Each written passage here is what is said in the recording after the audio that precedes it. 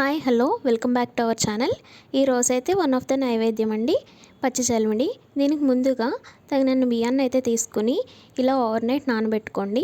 ఉదయానికి ఇలా నానిన బియ్యాన్ని ఇలా చిల్లులున్న గిన్నెలో వాడ్చేసుకుని ఒక అరగంట సేపు అయితే అలా వదిలేయండి.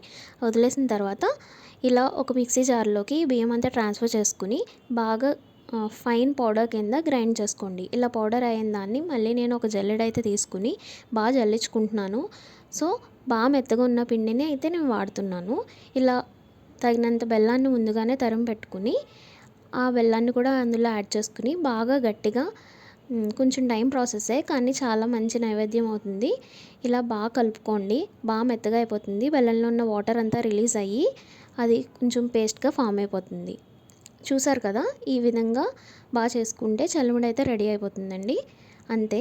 దీనికి ముందుగా కొంచెం వడపప్పు అయితే నానబెట్టుకొని నైవేద్యం కింద పెట్టుకోండి.